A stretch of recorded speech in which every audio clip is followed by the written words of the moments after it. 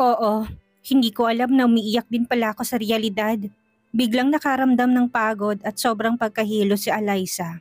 Gusto pa niya magsalita ng ilang salita, pero nabigo ang kanyang lakas kaya nahulog siya.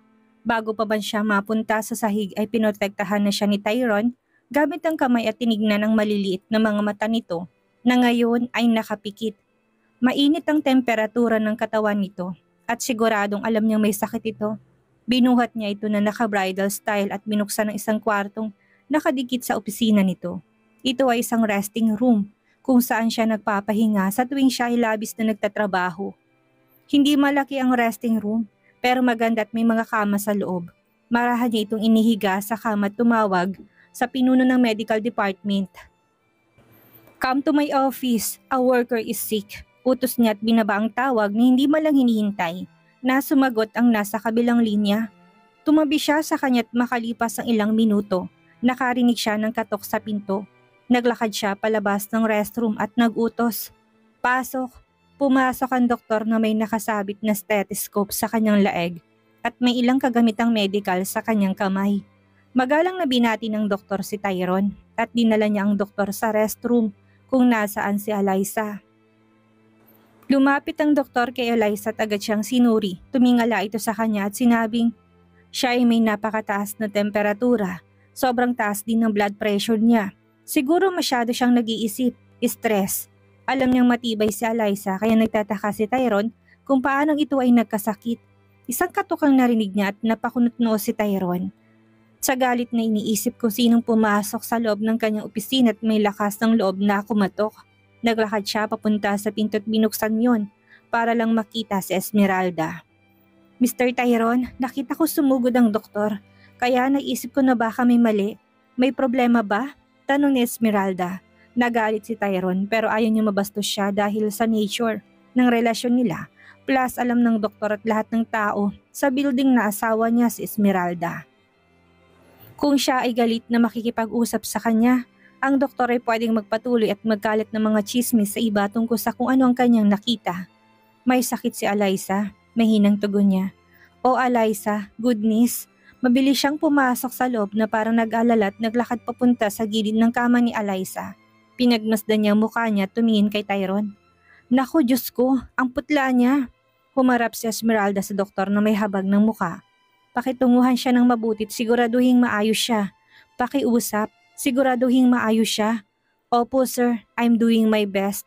Tugon ng doktor sa kanya habang pinagmamasdan siya ni Tyron na diretsong tingin. Hindi ba't ilang araw nang nakalipas ay nagpalitan sila ng galit na salita kay Alyssa? Sa kanyang silid pagkatapos ngayon ay umaarte na parang inaalagaan siya nito? Nagmamalasakit ba talaga siya sa kanya? Mr. Tyron, bumalik ka na sa trabaho. Sasamahan ko siya, sabi ni Esmeralda. Tumango si Tyron at lumabas ng room. Agad na naging masama ang mukha ni Esmeralda. Witch, sana mamatay ka na, bulong niya. Masyado namang concentrated ang doktor sa paggamot kay Alyssa na hindi man na niya magawang bigyan ng kahulugan ang kanyang ungol. Nais niyang ma-injection siya ng doktor hanggang mamatay pero hindi niya alam kung gaano katapat ang doktor na ito kay Tyron. Kung hindi, binigyan niya ito ng magandang alok kapalit na patayin si Alyssa. Mukha ito ng perpektong pagkakataon para patayin siya. Tatawagan sana niyang kanyang ina para humingi ng advice pero maririnig ng doktor ang kanilang pag-uusap.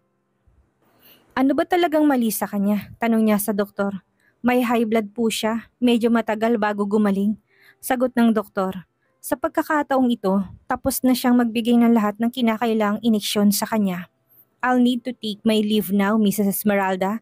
Sabi ng doktor at gusto nang maglakad. Sandali lang, doktor. Nilingon siya ng doktor at binigyan siya ng isang tingin na nagtatanong kung bakit niya sinasabi sa kanya na kumapit. Lumingaling nga siya sa kwarto para masiguradong walang CCTV camera doon. Kailangan kong gawin mong isang bagay para sa akin at kailangan nating ilihim ito. Babayaran kita ng $10,000 para dito. $10,000? Oh, ano yon? Tanong ng doktor. Napatingin si Esmeralda kay Alyssa na nakahiga pa rin sa kama na walang malay. Kailangan ko siyang bigyan ng injection na papatay sa kanya. Napakunot ang noo ng doktor sa gulat. Nabalot ng takot ang puso niya at napatras siya na parang natatakot kay Esmeralda. Saan ka pupunta? Tumayo si Esmeralda at nagtanong. Kamatayan? Hinihiling mo sa akin na pumatay ng isang inosenteng bata? Hay nako, Mrs. Esmeralda, hindi ko alam na isa kang masamang babae, sabi ng doktor. Hindi pa ba sapat ang 10,000 dolyar? Pwede ako magbayad ng higit pa. Sabihin mo lang, sabi niya. Dahek, hindi ko kaya ang ganyan. Isa akong doktor at ang trabaho ko'y magligtas ng buhay, hindi ang pumatay. Ganun ba? Baka nakakalimutan mong asawa ko ni Tyrone. Kamusta na bang pamilya mo? Hindi mo ba alam kung gaano kalaki ang pinsalang maidudulot ko sa iyo at sa pamilya mo? Sabi ni Esmeralda. Demonyo, mas gugustuhin kong patayin mo ako at ang pamilya ko kaysa pumatay ako ng inosenteng babae. Sasabihin ko ito kay Mr. Tyrone. Sabi niya at gusto nang mag-walk out pero sinugod siya ni Esmeralda. At tinamaan siya sa leeg gamit ang pin inilagay niya sa kanyang ulo. Napasigaw ang doktor sa sakit at bumagsak sa sahig habang patuloy na tumutulong dugo sa gilid ng kanyang leeg. Narinig ni Tyrone ang tunog mula sa kanyang opisina at tumayo. Pagkatapos ay lumakad patungo sa pinto ng kwarto, hindi niya inaasahan na magkakaroon ng kaguluhan. Pero nang buksan niya ang pinto at nakita niyang doktor na duguan sa sahig, nagbagong mukha niya, tinanong niya si Esmeralda. Anong nangyari sa kanya? Bakit siya dumudugo? Pagkatapos niyang gamutin si Eliza, nakita niya itong kaakit-akit at gusto niya akong hawakan. Tinulak ko siya palayo't gusto ko nang tumakbo palabas, pero kinaladkad niya ako pabalik. Kailangan kong ilabas ang pinabinalot ko sa buhok ko at tinamaan siya. Pagsisinungaling ni Esmeralda. Sinubukan mong halayin ng isang babae sa kanyang kwarto? Kung ang doktor ay isang rapist, narinig niyang balita tungkol sa kanyang pangbababoy sa mga babaeng manggagawa sa ilalim niya. Dahil siyang head ng Departamento ng Medisina at sa katunayan, siya ay nagtatrabaho sa korporasyon ni Aliman sa nakalipas na 5 taon. Sinabi ni Tyrone kay Esmeralda, umalis ka. Hindi alam ni Esmeralda kung paniniwalaan niya siya o hindi. Gayunpaman, mabilis siyang lumayo. Sabay tawag ni Tyrone sa emergency department team at agad silang tumakbo sa kwarto at binuhat ang doktor palabas. Lumapit si Tyrone kay Eliza at sinuri ang temperatura nito. Napagtanto niyang kumalma ng katawan nito at hindi na masyadong mainit. Pagkatapos ay lumabas na siya ng kwarto dahil marami pa siyang gagawin. Nagising si Eliza makalipas ang ilang oras at natagpuan ang kanyang sarili sa isang kakaibang silid at sa isang kama.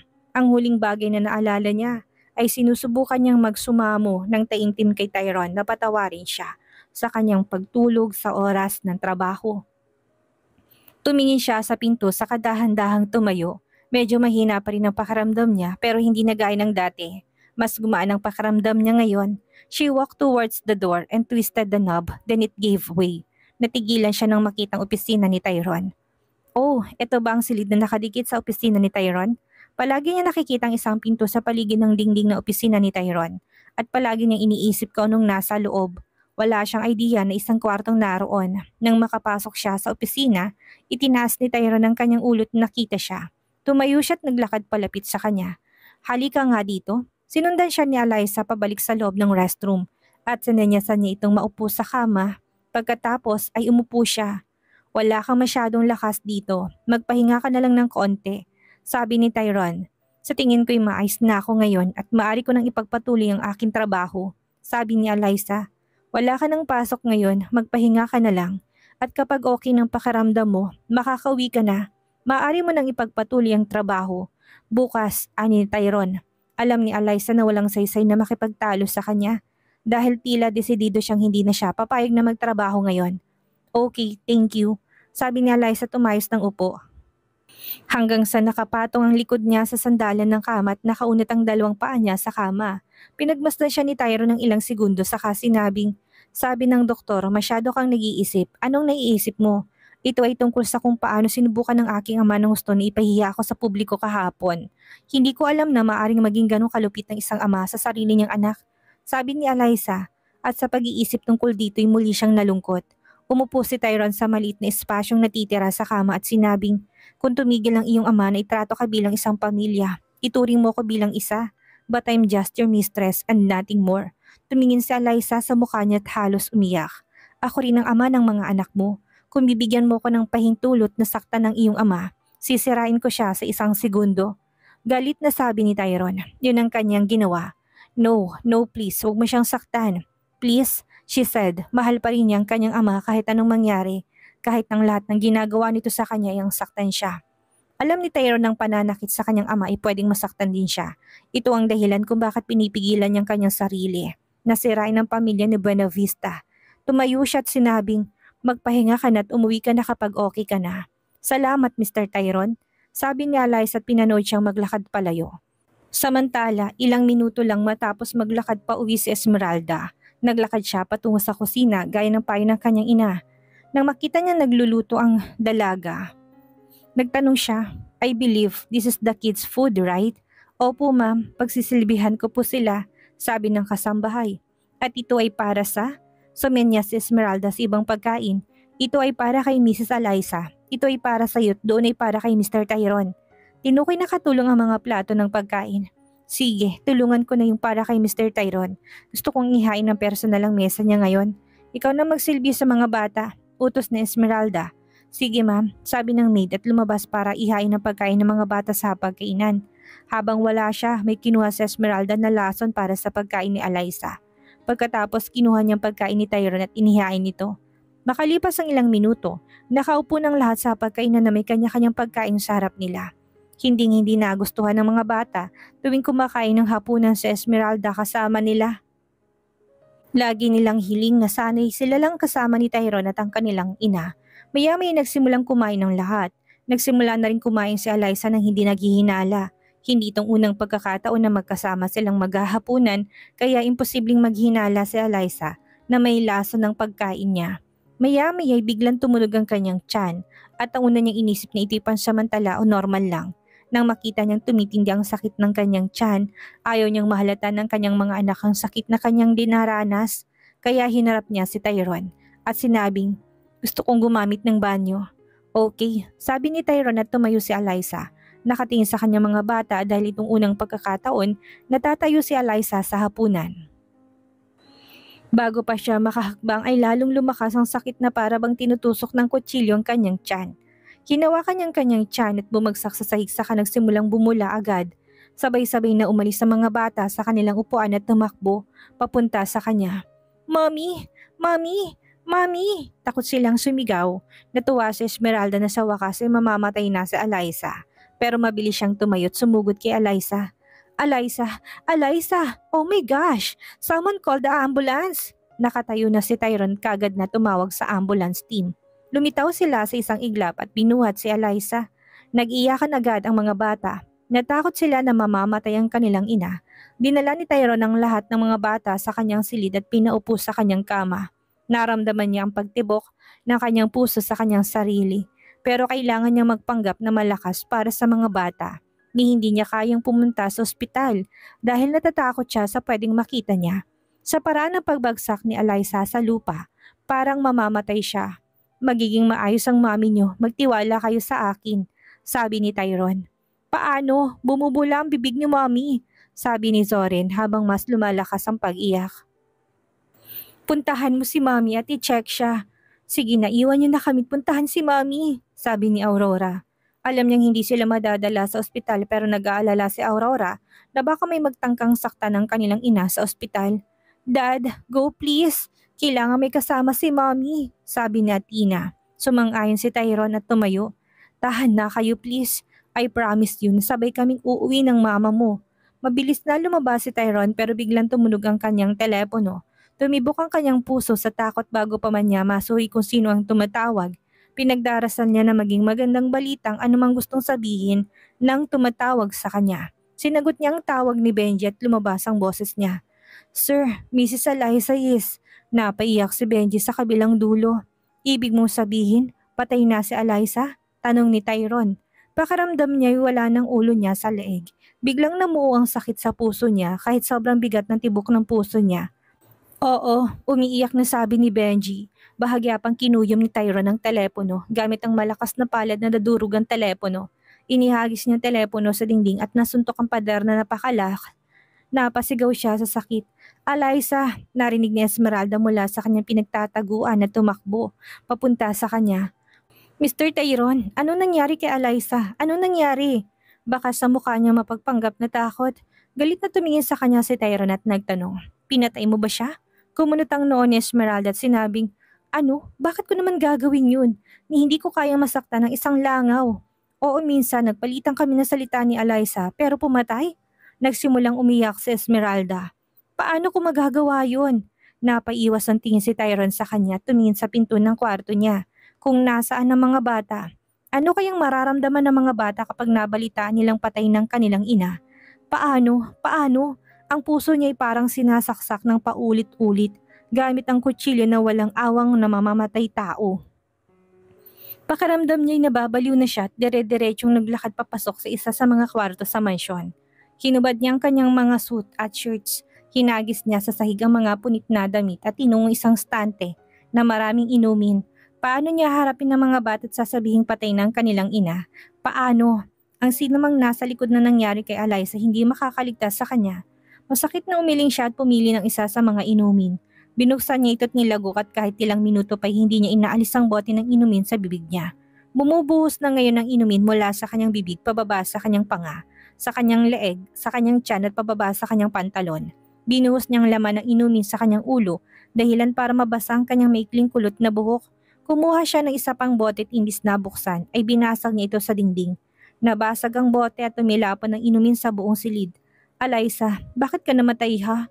Pumulot siya ng isa pang baso ng alak at binasag sa dingding. Nadudurog ang kanyang puso. Eliza! Napaungol siya at naglakad papunta sa banyo. Hinubad niya ang kanyang pantalon at nanatili sa ilalim ng shower. Nanatili siya sa ilalim ng running shower sa loob ng 30 minuto hanggang sa lumalamig siya pero hindi ito nakakatulong sa sakit sa kanyang puso. Wala man lang, ang sakit sa puso niya ay para siyang sinusunog ng mainit na bato at hindi man lang nabawasan ang tindi ng sakit. Tumakbo siya palabas at pumunta sa kinaroroonan ng cellphone.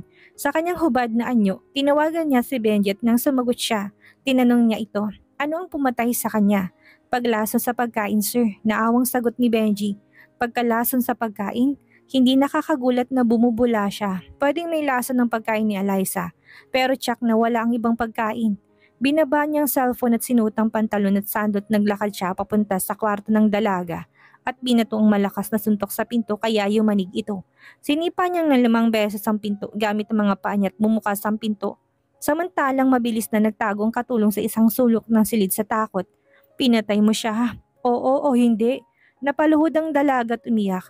Wala akong ginawang ganyan. Buong buhay ko naging tapat ako sa pamilya Aliman at magandang pakikitungo mo sa akin. Bakit ko gustong patayin si Mrs. Eliza? Nalasa ng kinain niya at ikaw lang ang may hawak ng pagkain. Hindi ba obvious na ikaw ang pumatay sa kanya? Tanong ni Tyron. Dumating si Mrs. Esmeralda sa kusina nang maghain ako ng pagkain. Hindi ko alam kung ginagawa niya yon pero I swear with my life, hindi ko maiisip na pumatay ng tao, sabi ng kasambahay. Come with me. Utos ni Tyron at sumama sa kasambahay sa kwarto ni Esmeralda. Kahit galit siya, kumatok siya sa kwarto niya sa halip na buksan ng pinto pero walang sumasagot. Kumatok siya ng paulit-ulit at nang wala siyang sagot, sinabi niya sa kasambahay, dalhin mo sa akin ang master key. Mabilis na tumakbo ang kasambahay at bumalik na bitbit ang master key. Binuksan niya ang pinto at pumasok at nakita sa Esmeralda sa kama na may dugo sa mga braso at may sulat sa katawan. He walked towards her body and picked the letter and reads, Tyron, dati magkasintahan tayo. Mahal na mahal kita at minahal mo ko. Bilang isang maliit na babae, pinagkatiwalaan kita ng aking puso't ikaw. Promise not to ever break it, but you also promise to marry me when we grow up to adult. Pero ang distansya ay biglang naghiwalay sa atin. Hayaan mong tuparin ang pangako mo dahil ikaw lang ang minahal ko sa buong buhay ko. Pero bagamat pinakasalan mo ko gaya ng pangako, hindi mo ko pinagkatiwalaan. Ngayon pinatay mo na ang iyong mistress. Napagpasyahan ko magpakamatay din. Ano? Nagpakamatay siya? Bumulong si Tyron at mabilis na tumakbo patungo sa kung saan nandun ang cellphone at tumawag ng ambulansya. Saglit na lumitaw ang ambulance team at binuhat siya. Hindi pwedeng siya ang pumatay kay Eliza at sinusubukan din niyang magpakamatay. Naisip ni Tyron at lumingon sa katulong na nahihiyang nakatingin sa kanya. Ikaw lang ang suspect, sabi ni Tyron. Napaluhod muli ang kasambahay at nakiusap. Mr. Tyron, sino bang gustong kumalaban sa'yo? Dahil ako hindi ko kayang tangkain. Isa lang akong kasambahay. Please don't punish me. Iyak ng kasambahay. Nawalan siya ng isang babae sa buhay niya at malapit nang mawalang pangalawa. Hindi ba usap-usapan na maldita siya? Ang pagkawala ng kanyang asawa at mistress sa isang araw. Ang 6 na bata ay natulog lahat sa silid ni Tyron buong gabi. Sina Zachary at Zoren ang unang nagising kinabukasan. Pareho silang tumingin sa paligid na parang hinahanap ang iisang tao. Hindi umuwi si Dad kahapon, sabi ni Zachary. Ayos lang kaya si Mommy? Baka nagstay siya kay Mommy overnight, sabi ni Zoren. Siguro, pero natatakot talaga ako. Una ikaw ang nasaktan at ngayon si Mommy. Sana ma-survive to ni Mommy gaya mo, Zachary said with a sad and worried heart. Hindi alam ni Tyrone kung paano ipapakita ang kanyang mukha sa mga bata. Ito ay dahil hindi niya alam kung paano sasabihin sa mga bata na patay ng kanilang ina. Nagising din si Aurora at napaupo ng patayo nang makita niyang nag-uusap ang dalawa niyang kapatid. Kamusta si Mommy? Wala kaming naririnig mula sa kanya, pero huwag kang mag-alala, magiging maayos din si Mommy, sabi ni Zachary. Sinusubukang aliwin ng kanyang kapatid. Napaluha si Aurora. Napapaniginipan niya na namatay si Alyssa at natakot siya na baka matupad ang pangarap niya. Siguro siya ay nagkaroon ng panaginip dahil siya ay nag-isip tungkol dito bago siya matulog, pero hindi niya talaga masabi. Nagpalitan na nakakagulat nating sina Zachary at Zoren. Nagtataka kung bakit biglang umiyak ang kapatid nila. Bumaba si Zachary mula sa kama habang ganun din ang ginawa ni Zoren. Naglakad sila papunta sa kanya at sinimulang aliwin. Huwag kang mag-alala, Aurora. Hindi tayo kayang iwan ni Mommy na mag-isa sa mundong ito. Alam niyang dapat nandyan siya para sa atin, sabi ni Zachary. Mom will walk inside of here, trust me. I guess it's because wala pa sa atin ang may phone, kaya hindi pa tayo makontak ni Dad. But let's just remain positive, sabi ni Zoren, na yakap-yakap ang kapatid. Nagising si Esmeralda sa umaga at nakitang sarili sa kama ng ospital. Napangiti siya sa sarili. Ang bait talaga ni Mama, naisip niya sa sarili. Minsang inakusahan siya ni Tyrone na pumatay kay Alyssa. Natakot siya tagad na tinawagan si Conchita. Kinatwiran niya na malapit nang malaman ni Tyrone na namatay si Alyssa bilang resulta ng pagkalason sa pagkain at kung mangyari yon, ang katulong at siya ay mapaghihinalaan. Pinayuhan siya ni Conchita na magsulat kaagad ng liham at mag-order ng isang uri ng tableta na pwedeng mawala ng malay sa loob ng 12 oras. Pero bago gamitin ang tableta, dapat niyang hiwaan ang kanyang sarili sa braso. Ginawa niya yun at sigurado siyang lalinlang si Tyrone. Naisipin na siya ay tunay na inosente. Ang doktor ay nagpakita sa isang pagkakataon na imingiti sa kanyang muka. Nakitang doktor na halos makarating sa kanyang kama. Ang ngiti sa kanyang mukha ay nawala at siya ay ngayon ay may kalungkutan. Wow, natutuwa akong gising ka na, Mrs. Esmeralda. Bagamat hindi ko talaga masabi kung ano ba talagang dahilan ng pagkawala ng malay mo ng ganong katagal dahil mukhang ayos na ayos ka na. Pero hindi namin alam na mga doktor ang lahat. Ang ibig ko sabihin ay may mga bagay na maaaring lampas sa ating kaalaman. Ipapayo ko lang na uminom ka ng tubig ng mas madalas kaysa dati at tungkol sa hiwa sa iyong mga braso. Nagamot na ito talagang natutuwa na gising ka na, sabi ng doktor. Salamat, doktor. Matamlay na sabi ni Esmeralda. Sinuri ng doktor ang kanyang temperatura at ang kanyang hininga at pagkatapos makumpirma na ito'y normal. Siya ay umalis. Makalipas ang ilang minuto, lumitaw si Belinda at umupo sa tabi niya. Patay na siya. Pag-aari mo na si Tyrone.